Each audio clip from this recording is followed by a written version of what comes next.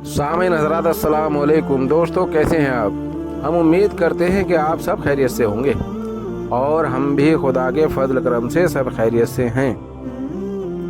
तो दोस्तों, जैसा कि हमारा मकसद था आप हजरात को समझाने का, और हम अपनी तरफ से नहीं बल्कि जो तमाम अहले सुन्नत वल जमात की किताबों में दर्द है, यानी बुखारी, मुस्लिम, अबी दाऊद, निसाई, तिरमिज़ी, यानी कि तमाम किताबों में जो हवाले दर्ज हैं, हम उसकी रोशनी में आप लोगों तक हक बात पहुंचाना चाहते हैं, जो आज तक हमारे उलमाए दीन नहीं पहुंचा सके और उन्होंने उन चीज़ों को छुपा करके रखा। किन चीज़ों को छुपा करके रखा? जैसे कि नबी पाक सल्लल्लाहु अलैहि वसल्लम की जो असल हदीस है गदीर खुम के मौके की, वो ये है कि मैं दो भारी चीज़ें तुम सबके दरमियान छोड़कर जा रहा हूँ। एक किताबुल्लाह, अल्लाह की किताब, और दूसरे मेरी इतरत यानी मेरी अहले बैत। इससे क्या साबित हुआ कि तमाम सहाबाओं को समझाने का सिर्फ एक ही मकसद था। नबी पाक सल्लल्लाहु अलैहि वसल्लम का सिर्फ एक ही मकसद था कि मेरे बाद तुम में आपस में झगड़ा ना हो, एक दूसरे से झगड़ा ना करना, और जैसे मैं कहता हूँ मेरी बातों पर अमल करना। दोस्तों, जब नबी पाक सल्लल्लाहु अलैहि वसल्लम ने सबके सामने, तमाम सहाबाओं के सामने, साबिक़ून अव्वलून साबिक़ून, जितने मुहाजिरीन अंसार, जितने तमाम जो ज़लीलुल क़द्र सहाबा थे और जो नए लोग इस्लाम लाए थे, उन सब के सामने आपने फरमा दिया, मन कुन्तु मौलाहु फ़हाज़ा अलीयुन मौलाहु, जिस जिसका मैं मौला उसके अली मौला। झगड़ा ही ख़त्म हो गया था। अगर नबी पाक सल्लल्लाहु अलैहि वसल्लम का सच्चा सहाबी जो है वो इस बात को नकार ही नहीं सकता, और अगर नबी पाक सल्लल्लाहु अलैहि वसल्लम की हुक्म की नाफरमानी करे तो वो सहाबी हो ही नहीं सकता।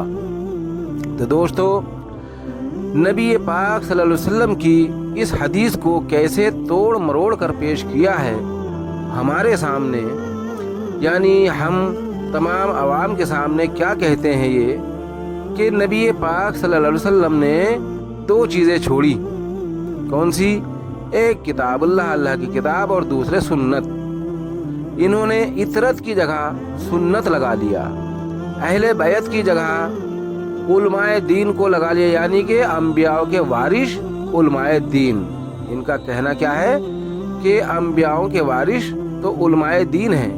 दोस्तों, जब एक तरफ कहते हैं ये कि नबी पाक सल्लल्लाहु अलैहि वसल्लम का कोई वारिस ही नहीं है, जब बाग़े फिदक का मसला आया, हुजूर पाक सल्लल्लाहु अलैहि वसल्लम के विसाल के बाद हज़रत अबू बकर सिद्दीक़ रज़ियल्लाहु अन्हु जब खलीफा बने और उन्होंने सबसे पहले अहले बैत के हक़ पर यानी बाग़े फिदक पर कब्ज़ा किया, उनके हिस्से को गस्ब कर लिया, तब हज़रत माँ फ़ातिमा ज़हरा सलामुल्लाह अलैहा अपने मुक़द्दमे को लेकर गईं, तो उन्होंने ये जवाब दिया कि तुम्हारे बाबा जान की ये हदीस है कि हम अंबियाओं का कोई वारिस नहीं होता।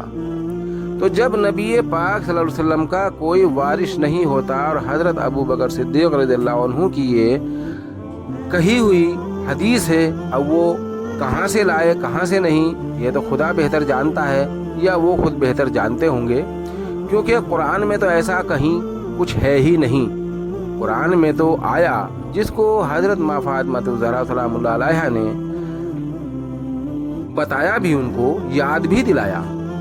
अगर अंबियाओं का कोई वारिस नहीं होता तो हज़रत दाऊद अलैहिस्सलाम के यहाँ हज़रत सुलेमान अलैहिस्सलाम को क्यों पैदा किया अल्लाह ने, और जो बादशाहत थी हज़रत दाऊद अलैहिस्सलाम की, جو بادشاہت تھی، جو بھی کر و فر تھے، وہ حضرت سلیمان علیہ السلام اس کے وارث بنے کہ نہیں بنے۔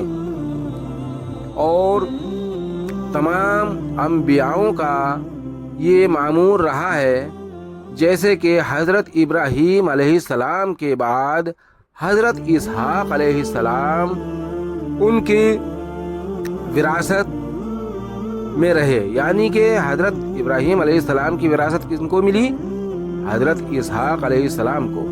حضرت اسماعیل علیہ السلام کو کیا ملا؟ جو آپ نے کبھی وعدہ کیا تھا کہ اے اللہ مجھے نیک صالح اولاد اگر دے تو میں اس کو وقف کر دوں گا، یعنی خلق خدمت میں اس کو وقف کر دوں گا۔ تو حضرت اسماعیل علیہ السلام کو آپ نے کعبے کی مجابری کے لیے چھوڑ دیا، وقف کر دیا۔ تو بہرحال انبیاؤں کا وارث جب پہلے سے چلے آ رہے ہیں تو ہمارے نبی پاک صلی اللہ علیہ وسلم کی ایسی کیا وجہ تھی جس کو صحاباؤں نے منع کر دیا کہ انبیاؤں کا کوئی وارث نہیں ہوتا؟ اور اگر انبیاؤں کا کوئی وارث نہیں ہوتا تو پھر انہوں نے کس کی وراثت سنبھالی؟ جو یہ خلفائے راشدین ہیں، خلیفہ ہیں، انہوں نے کن کی وراثت سنبھالی؟ حضور پاک صلی اللہ علیہ وسلم کے بعد خلافت پہ جھگڑا کیوں ہو رہا تھا؟ نبی پاک صلی اللہ علیہ وسلم کے جنازے کو بھی نہیں دیکھا، 3 دن تک رکھا رہا، اور یہ ثقیفہ بنی سعادہ میں اتنے مصروف ہو گئے کہ جیسے کہ یہ وقت اگر نکل گیا تو پھر خلافت ہمارے ہاتھ سے چلی جائے گی۔ جب نبی پاک صلی اللہ علیہ وسلم نے اپنا جانشین کا اعلان کر دیا تھا، خلافت کا اعلان مولا علی کی کر دیا تھا، تو پھر یہ میٹنگ کیوں ہو رہی تھی؟ ذرا اس پر غور کیجئے۔ السلام علیکم۔